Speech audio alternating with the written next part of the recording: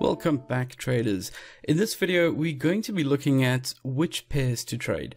We will be covering a little bit of the information that we've already done, and this information will be repeated again when we're in front of the actual trading platform. But the reason why we're doing this now as well is that we need to make sure that you're making the right decision right from the very beginning. So let's get started with it and not waste any more time. When choosing which pairs to trade, there are a couple things that we need to consider. The first thing we need to look at is your spread. If you're scalping, meaning you are in and out of the market quite quickly, then spreads can add up quite quickly and take up a fair percentage of your trades. For example, if you are trading, say, 2.5 pips over 10 trades versus 5 pips over 10 trades, that means you're spending an extra 2.5 pips over the 10 trades. That's 25 pips gone. If you're averaging, say, 10 trades a week, and you're looking at 25 pips loss, that's 100 pips down at the end of every month. So it's very important for scalping that you start looking at making sure that you're using some of the cheaper pairs to trade. But let's say you're only getting on average 2 trades a day. The additional 2 pip cost is not really that high because it's not going to add up to a huge amount at the end of the month.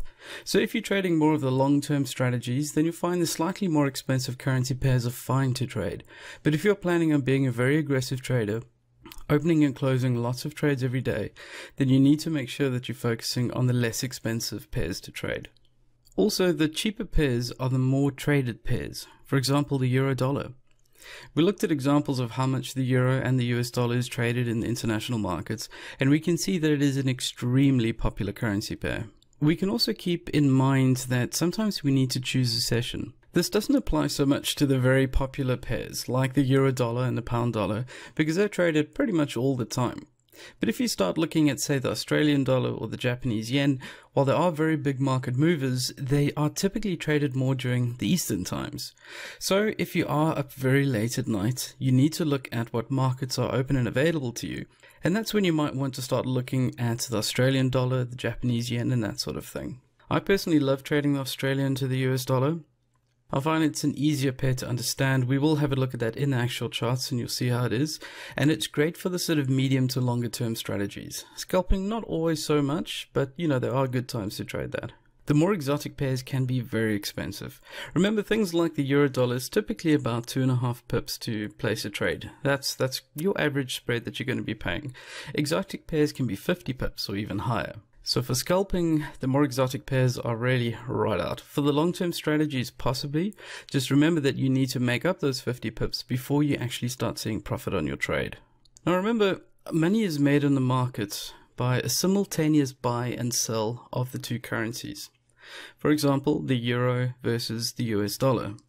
If we say that we are going to buy euros, we are also selling the US dollars, but we very rarely mention that. If we say we're going to sell euros, it means we also have to be buying the US dollars. But don't worry, sim trading takes care of all that side of thing. Just remember the terminology. When we're saying we're buying euro dollars, we're implying that we're also selling dollars and buying the euros. If we say that we are selling euro dollars, it means we are selling the euros, but we are buying the dollar. So just keep that in mind. It always needs to be a simultaneous buy and sell. We don't have to think about it too much. Just keep it in mind that there is always two sides to the transaction. Imagine you're a traveler from the United States who's traveling to somewhere in the Eurozone. You need some euros, so you go and purchase 10,000 euros, and on that day it costs you 11,800 US dollars to purchase it. 2 weeks later, things didn't work out, so now you can't travel, so you need to get your US dollars back. So you head back to your travel exchange place and sell back your 10,000 euros. But now the exchange rate is 1.25, so you get back 12,500 US dollars instead. You have just made a profit of 700 US dollars.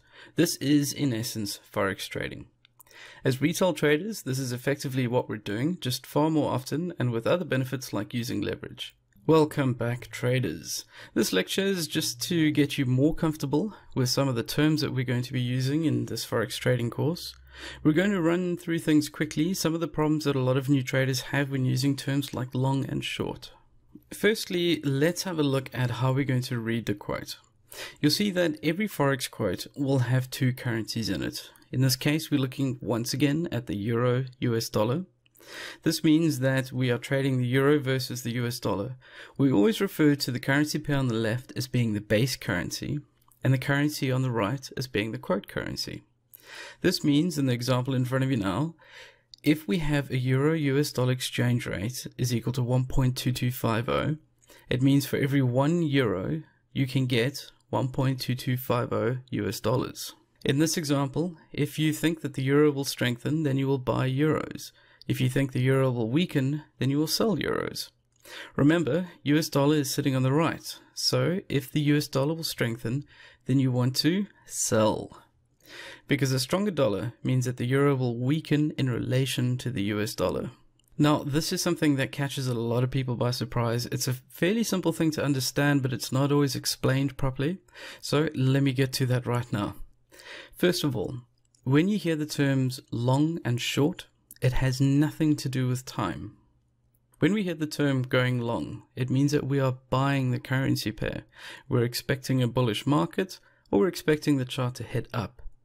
If we're saying we're going to go short, it means we are selling on the currency pair, we're expecting a bearish market, or simply we're expecting the charts to go down. It has nothing to do with time. The only time that it has something to do with time is when we say, I'm going to buy this trade for a long period of time. But if anyone ever says I'm going long or going short, or I'm shorting on a particular position, it's nothing to do with how long they're going to be holding the trade for, but rather the direction that they're going to be trading it in. The last little bit on the simple terminology is the bid and the ask price. The bid is the price that the broker will purchase the base currency from you, and the ask is the price that the broker will sell the base currency. So basically, if you're looking to buy euro dollars, it means that you are wanting to purchase euros and sell dollars. Let's say that the exchange rate is exactly 1-to-1. It's definitely not, but just to make this example easier, we'll pretend that it is. Now the broker needs to make a little bit of money out there. If you go to, say, Rennie's exchange, you'll see that you'll be spending several hundred pips to do it. Typically on a euro dollar with CM trading, you're looking at about 2.5 pips, so it is very cheap. But that means that if you're wanting to purchase euros, then you will look at the broker's asking price. Their asking price will be slightly higher than the actual value. And then when you close the deal, you're wanting to sell it. So that's when you look at the broker's bid price, which is how much they will purchase it from you. So if it is exactly 1-to-1, then you'll find that they will buy it from you at 0.9998 or something like that. It'll be very, very close to the actual price, but it will be slightly different. The difference between the bid and the asking price is what we call the spread. Welcome back, traders. Alright, we're just going to run through quickly how lot sizes work and that sort of thing. It does become a little bit important later on when we're actually placing trades for you to understand this. So I'm going to introduce it now, and then we will cover it again when we're actually trading. So don't worry too much if you can't memorize everything right now. A long time ago, when people were first trading Forex for profit, the minimum amount you could trade as a retail Forex trader was 1 lot. The standard lot size meant that you would need at least 100,000 units of whatever currency you were trading just to place a trade. So imagine you were needing to purchase dollars. It means you would need at least 100,000 US dollars in order to place that trade. With the advent of personal computers becoming commonplace and able to run millions of calculations per second, as well as the internet being able to connect people to massive data centers so easily, and a new market was created. Forex brokers started emerging and found a way to use leverage to allow people with smaller amounts of money to be able to trade as though they had more. We'll get to that in more detail later on. For now, these are the basic terms that we use when we're looking at lot sizes, because no longer do we have to place a trade for 100,000 lots. We can now place trades with far less, and then bringing in leverage as well, it means that we don't have to use even $100 to place a trade. Most brokers will offer down to micro lots, which is 1,000 units. Very few offer nano lots. I believe the reason for this is that nano lots are almost completely pointless. Micro lots are already very small, which are 0.01 of a lot, and you can average about 10 US cents per pip or 1 cent per point. So if a trade goes wrong and you're trading on micro lots, you could lose 30, 40, 50 cents. So keep in mind that we no longer have to trade a full 100,000 units. This is a very comfortable way to start off. It is a very small amount. It is very manageable. So thanks to brokers like CM Trading offering us right down to micro lots, it means that you can risk only 10 cents per pip. So a trade would have to go tremendously wrong before it actually shows any real damage. It's a fantastic way to start, and it's a fantastic way to build up from. Leverage is both your best friend and your worst enemy. It is what allows us to trade with relatively small accounts and play with the bigger players out there, which means that we can earn a lot more profit with what money we have. Thanks to leverage, in conjunction with the fact that we no longer have to trade a full 100,000 US dollars per trade, it means that people can realistically start off an account with just a few $100s. For example, at a maximum leverage, at say 1 to 400, people with a $100 account would be allowed to trade with 40,000 US dollars. Think of it as a ratio. If your leverage is 1 to 200, it means that for every $1 you have, you can trade as though you had 200. So let's say you have $1,000 at a 1 to 500 leverage. That means you could trade with 500,000 US dollars. Which means on a standard Euro US dollar chart, you'd be making or losing $50 per pip.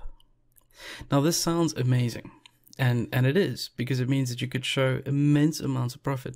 I mean, 1 pip is a very small movement. You could, in theory, make thousands of dollars off a relatively small account. However, you must also keep in mind that things work against you. If you're trading at a 1 to 500 leverage, and you put everything down that you possibly could, it means your trade would only have to reverse 20 pips and you would have burnt out your account. So leverage is both your best friend and your worst enemy in this Forex game. The strategies taught in this course, we aim to only risk 1% of our trading account. If you're starting small, then you might want to risk a little more to get some early gains, but definitely no more than about 3% on a single trade. This will become clearer later on when we're covering the actual strategies. In MetaTrader and other platforms that CM Trading offers you, you'll see that we have different types of orders that we can place. Instant execution means that we are placing the order right now. You'll see you open up your window, whatever software that you're using, whatever platform you're on, and it'll show you an actual price, and it'll say buy whatever currency at, and it'll show a price. Now, when you click to buy or to sell, that is the price that you are saying you're willing to buy or sell that currency at, and we want that money right now. So it is instant because we want it immediately, and that is what we're agreeing to. Now, what's interesting is pending orders are still considered instant execution. Basically, we are telling our Forex platform that when whatever currency pair we've chosen crosses a certain price level, it must either buy or sell. So yes, it's a pending order because we're not entering the market right now. We're waiting for a particular price level to be met. But when that price level is met, your platform is saying, all right, we want to place the trade right now. So it is still considered instant execution. This is a lot to take in. We don't have to memorize all of it right now, and will be explained again and again and again when we're trading off the actual platform. So for now, we'll just cover the basics. So don't stress, you don't have to learn it all now, but I do want to introduce the idea, let it mull over in your mind, and we'll take it from there. I have purposefully copied the text straight out of MetaTrader. So when you go and you look it up in the help file, this will be familiar to you. You will also see this image when it comes to the pending orders.